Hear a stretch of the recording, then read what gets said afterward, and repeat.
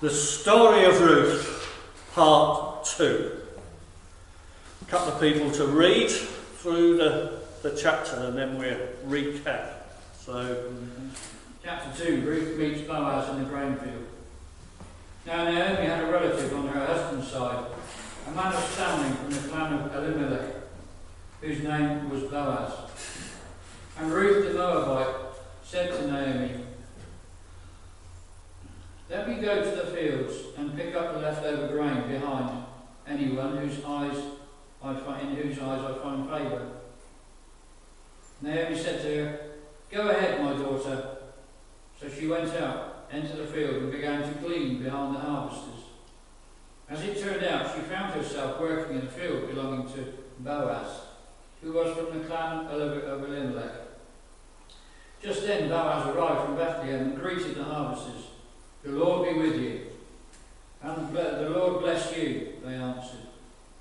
Boaz asked the overseer of his young harvesters, Who does that young woman belong to?" The overseer replied, "She is the Moabite who came back from Moab with Naomi." She said, "Please let me glean and gather among the sheaves behind the harvesters." She came into the field and has remained here from morning till now, except for a short rest in the shelter. So Boaz said to Ruth, "My daughter, listen to me. Don't go and glean in another field, and don't go away from here. Stay here with the women who work for me. Watch the field where the harvesters are working, and follow along after the women. I have told the men not to lay a hand on you, and whenever you are thirsty, go and get a drink from the water jars the men have filled." At this she bowed down with her face to the ground.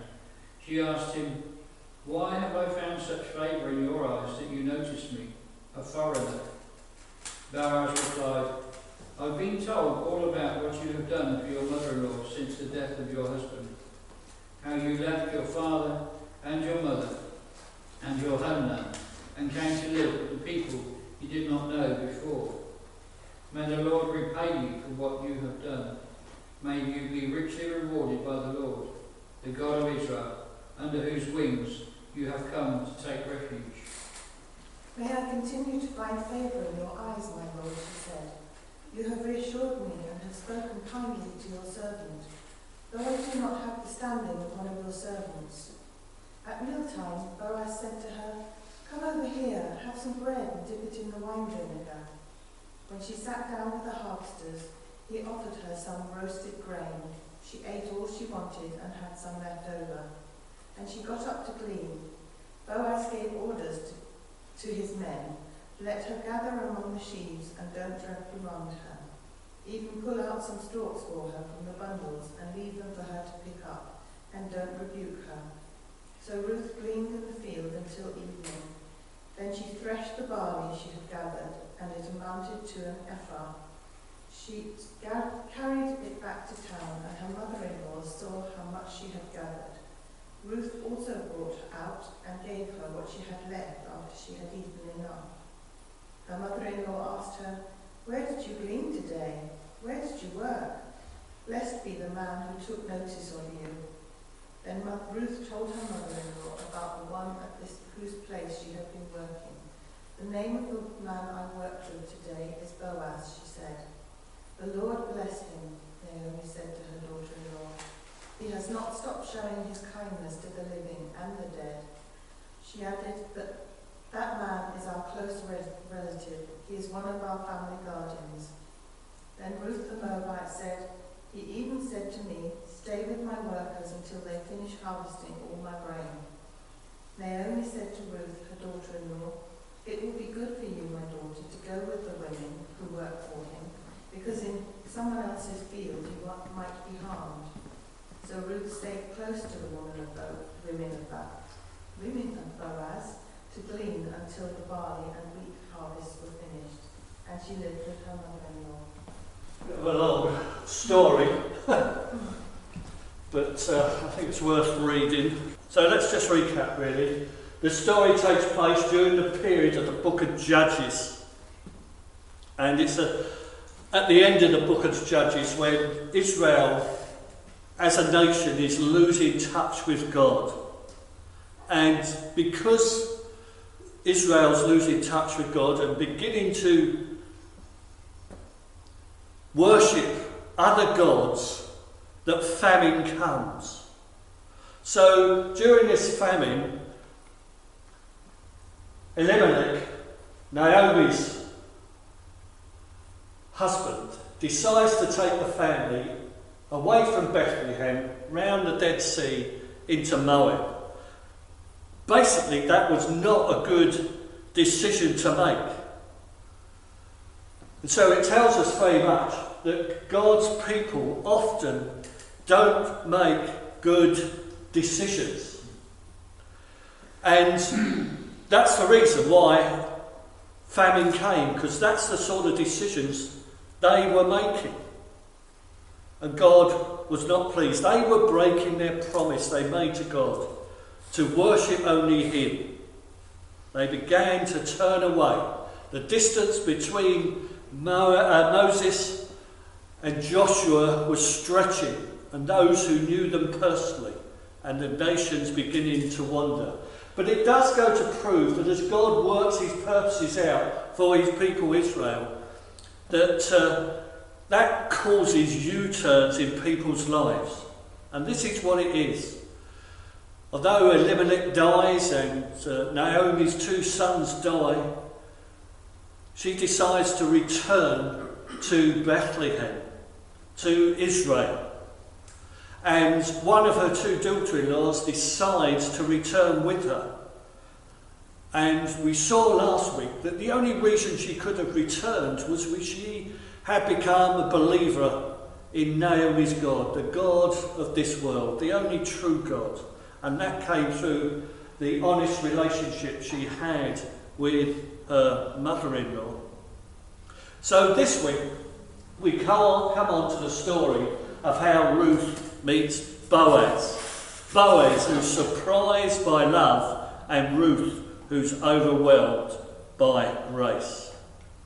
This story of Ruth is woven through the fact that Naomi, although she was bereaved and was bitter against God, was still a woman of prayer and believed that basically God was good.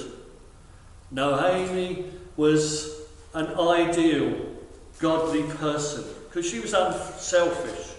She had a balanced view of life. And that attracted Ruth to her. And that's why Ruth became a believer too.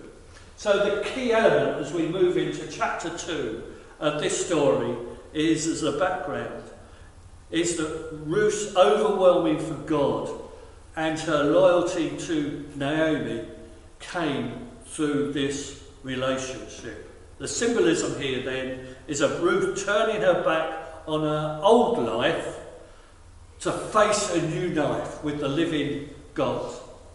And that's a step in reality, isn't it, that we've all made, being here. If we're Christians, we've turned our back on our old selves, our old life, and put God first and worshipped and followed Him. And so we're following in the footsteps of people like Ruth, who we read about in our Bibles. And we've turned because we've begun to love God, just as Ruth did. And so there's lots of lessons in these Old Testament books that reminds us very much of God's redeeming power. And we'll see this week, as the story unfolds, that God always provides for everybody a sense of being a redeemer. And in this week, we're looking specifically at the Kinsman-Redeemer.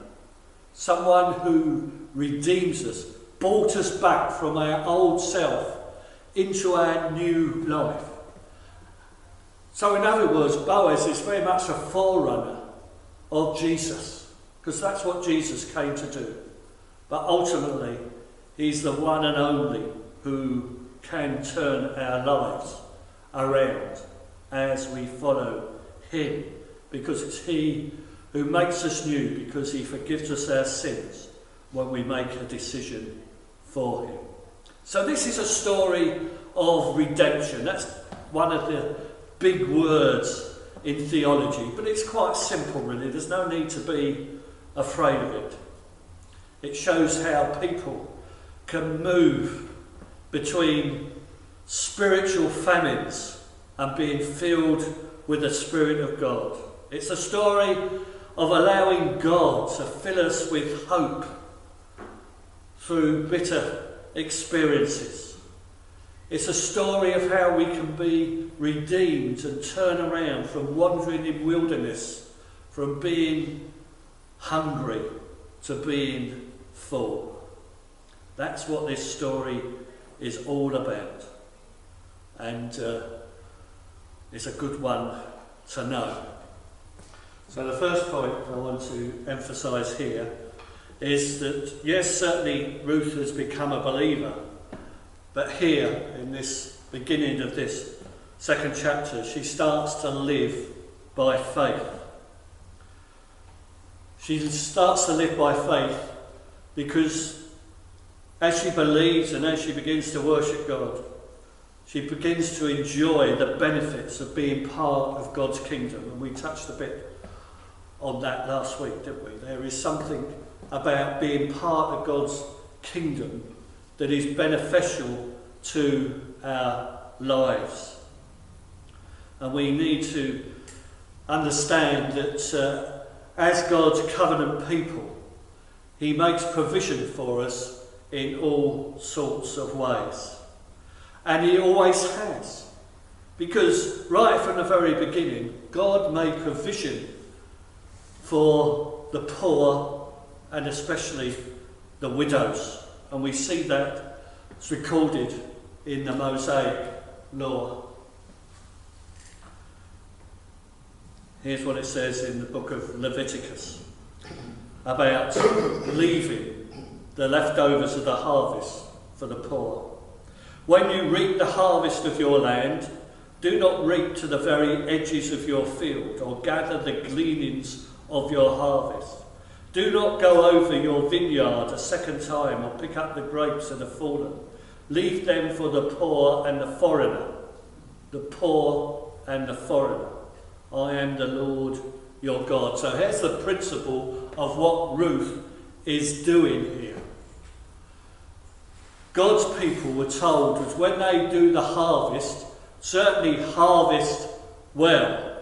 But don't go back over the field and pick up every grain of wheat that the workers miss. Because in those days, it's not like today where machinery does it all and doesn't miss anything, does it? Cleans it out well. That's why we get a better harvest today. In those days, it's a bit of an ad hoc situation. Depending on the skill of the harvesters and how hard they worked was depending on the amount of grain they got in. But even so, God says to them, look, there will always be poor amongst you. Leave the leftovers so they can go behind you and pick this up. This is God's provision for the poor in society.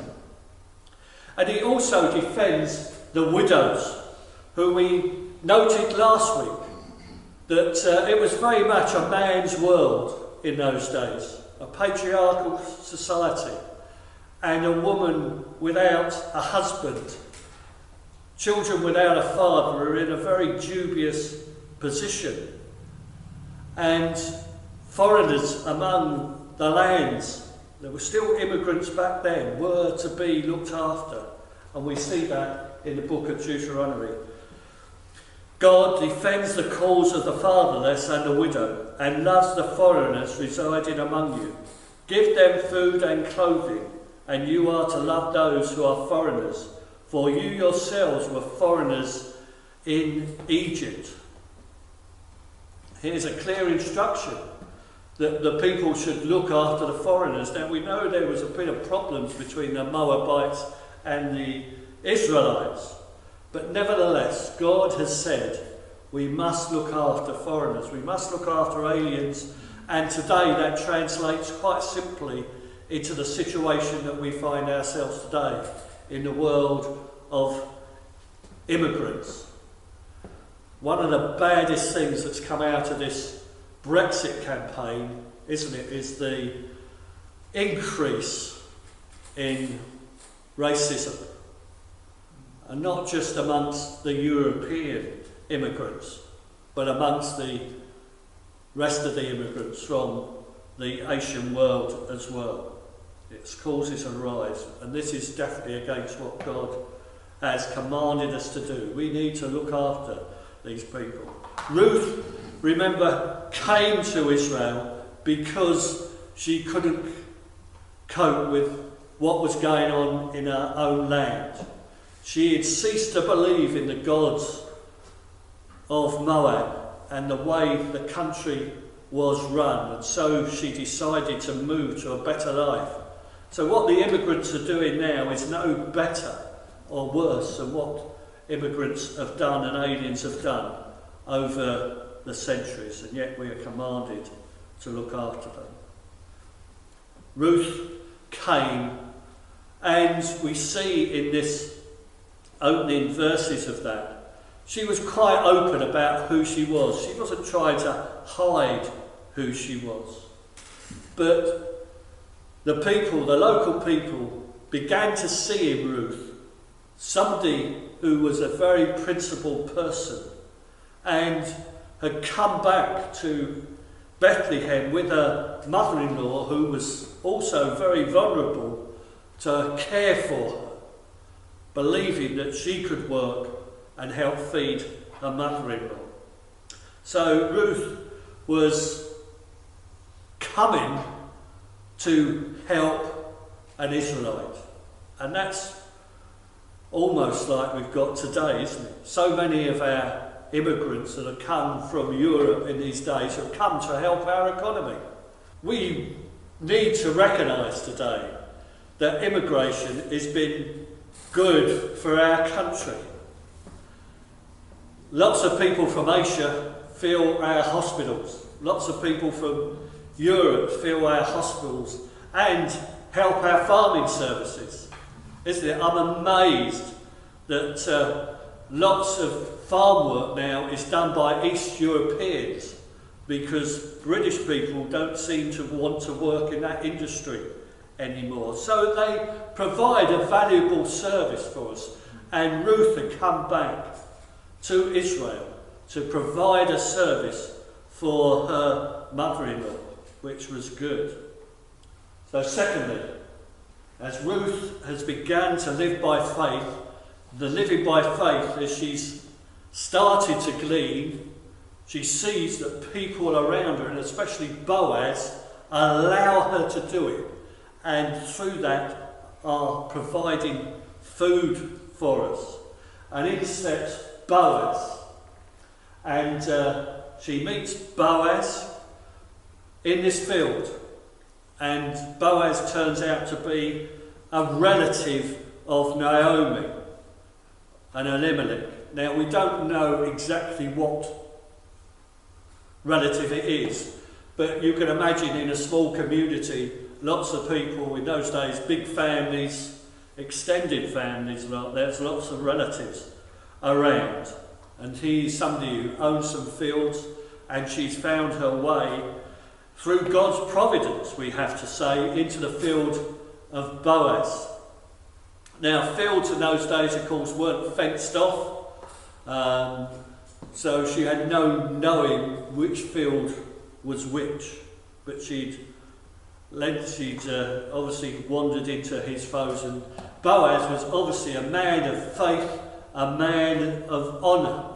And it would appear from this story that as soon as he knew that she was the daughter-in-law of Naomi, he realised that she was there to help out her mother-in-law, and he assisted her in gleaning the field. He gave her protection. He told the workers to leave her alone, because some of the workers wouldn't have been very happy with Ruth being there, and he tells his foreman even to give her some extra food, which was great.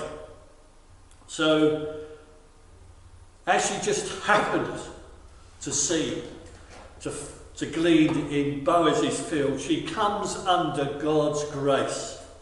Grace is unwarranted favour.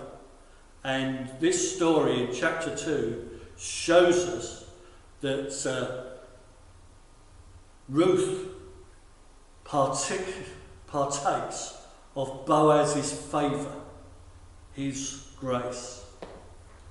Ruth didn't hide her origins. She even asked permission of the manager of the field if she could glean. So she just didn't sneak in. She did it up front. And that allows God's grace to act freely amongst us. Boaz was a man who understood the necessity of landowners to be gracious towards aliens and the poor, as we see. And this is why Ruth begins to partake of God's grace amongst her people. I suppose a modern day system of this is people are not allowed to glean in fields, but in many parts of the world they're allowed to glean on rubbish tips these days, aren't they? What the world throws out, the poor can often find a living in, no matter how much distasteful that may be. It's interesting that Boaz goes over to Ruth and talks to her. It wouldn't have been right for Ruth to talk to Boaz, but he went up to the stranger and showed compassion and protection from other workers and instructs the other workers to look after Ruth as she's gleaning there. Ruth's response to Boaz is one of humility and gratitude. He could have told her to move on. That wouldn't have been allowing her to glean for a day or two, would have been fine, but there had been no reason why Boaz, as a landowner, couldn't ask her to go to another field, but he didn't do that. And we can only presume that Ruth's character had spread around Bethlehem, and he already knew of her character when she stepped into his field. Bible students have seen in Boaz a picture of our Lord Jesus Christ in his relationship to his bride, the church. Like Ruth, the lost sinner is outside the covenant family of God, bankrupt, with no claim on God's mercy. But God took the initiative and provided a way for us to enter his family through faith in Jesus Christ.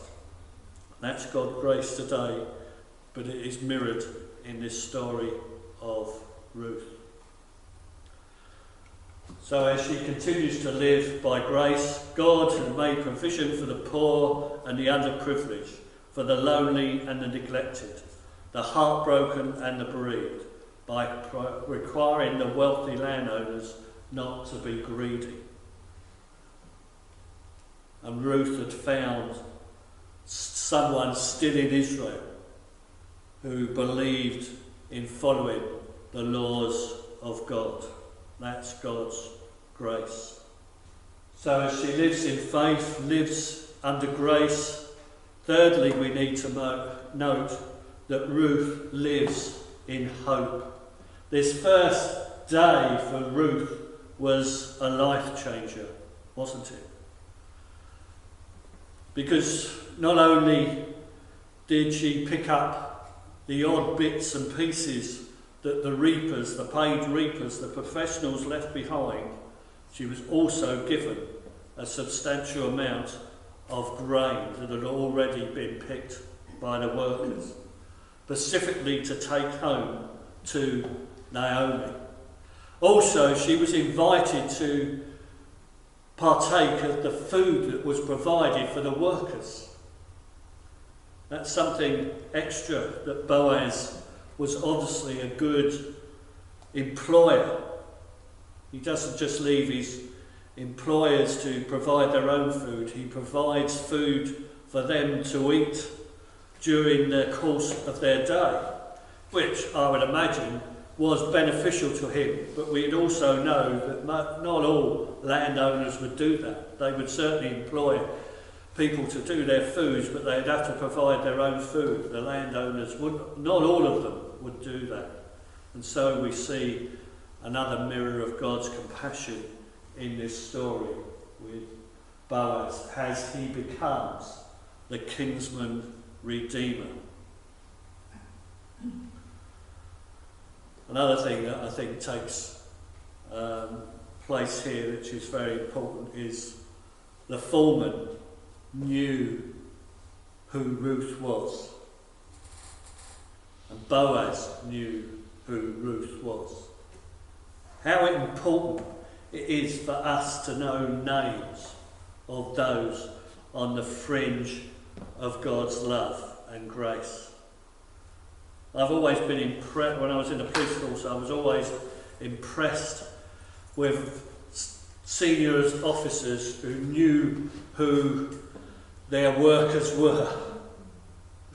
And some made a great practice of it. I can always remember as a young policeman going to Bow Street, and a new superintendent came, a chap named Leslie Garrett, and he'd only been there a week when I met him in the corridor. And I knew who he was, but I'd never been introduced to him before. And Bow Street Police Station in those days was a very large police station. There were up to about 400 police officers at work in that station at that particular time.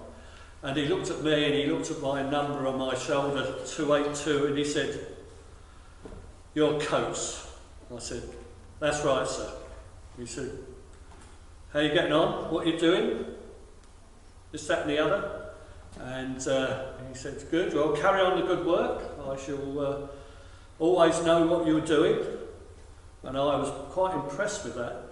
And not only that, of course, he knew that for everybody. It just wasn't me. He was an officer who took that particular trouble to know who worked for him. And I tell you, I think that made a great difference to the way he governed the station. And we ran across each other in the years to come.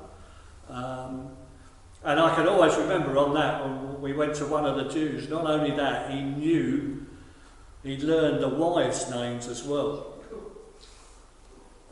Incredible man who knew, and that ability to know names, and that played out. And we got together, and I helped him when a police officer was murdered, who we both knew, and he called me in, and together we showed love and compassion to that widow. And that only happened because of the relationship we've built up between a senior officer and myself. And I've noticed that in one or two senior Christians I've met too, their ability to know name. If you've ever met David Coffey, he's another one who would know you by name. He never forgot. How he did it, I don't know, with all those that. And I've seen him work in a circle at big events and picking up names. He got that gift. Sometimes it's a gift. But it's important for us to know who is on the fringe of the Christian community, I believe, still today. I think that's important. Anyway, we must get on, we must move on. She lives with faith and it becomes a game changer.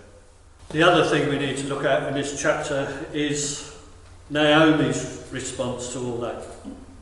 She had sent Ruth out to glean in the fields, and was surprised when she came back with so much, and found out that she'd been gleaning in the field of Boaz, who she recognised as an exceptional person. And of course she's the first one to make this connection about being a Kinsman-Redeemer. And remember, Naomi came back from Moab with a bit of bitterness in her heart.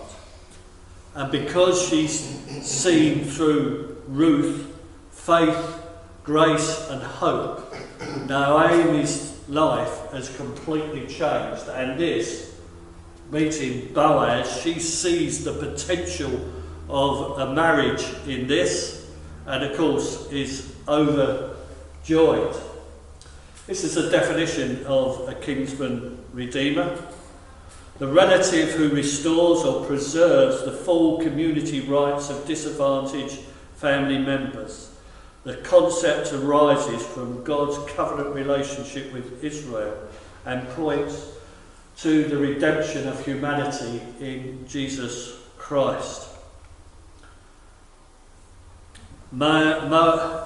Boaz is a man of honour, a protector of the poor, a person who could be counted on to do the right thing.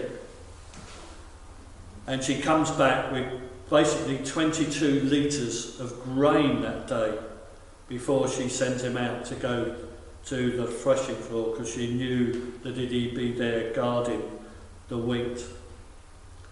So through Ruth's experience, Naomi is blessed as well.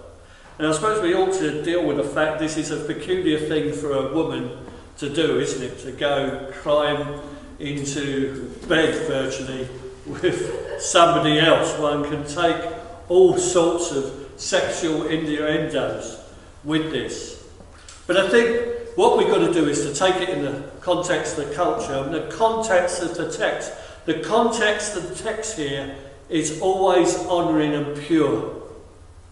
There's no sexual innuendo here from the text. And I think, although in our day and age we see that as a bit peculiar of what she was doing, and I must admit that little film there is a bit of a peculiar way of showing it, isn't it? But who knows? Went on. But she went to meet him under the cover of darkness. Mainly, I think we have to look at that and say that perhaps this would save any embarrassment. I think that one of those other touches of film is we see that, and I would see from the story that as soon as Boaz clapped eyes on Naomi, he falls in love with her. I think that's very well portrayed in that first clip we saw. And, he's taken with her, she's taken with him. She goes home to mother-in-law, and mother-in-law says, well, this is great, isn't it? And so she goes back, and this was a cultural way of taking any embarrassment out of the situation as far as proposal of marriage is concerned, because it came under this Kinsman-Redeemership. This is nothing new that Boaz does. And in fact, there are scriptures, we'll have a look at them next week, in which relatives are encouraged to marry widows of family members, to keep the family going, to redeem the property and to assist of everything. So we can, that's part of that, and we'll look at that next week. There's one other quote I think we could end up. Ruth's faith in God's word led to the field of Boaz. The love of Boaz for Ruth compelled him to pour out his grace upon her and meet her every need. Grace is love that pays the price to help the unserved one. Ruth's experience of grace gave her new hope as she anticipated her kinsman-redeemer would do.